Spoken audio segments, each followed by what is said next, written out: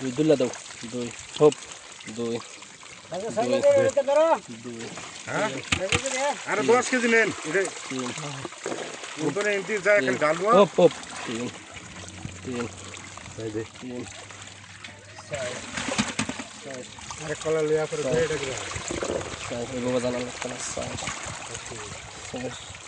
আরে দে সমস্যা নেই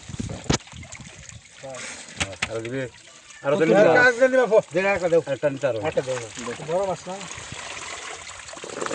নি বলতে হলো ভাই পাঁচ একটু ছোট ছোট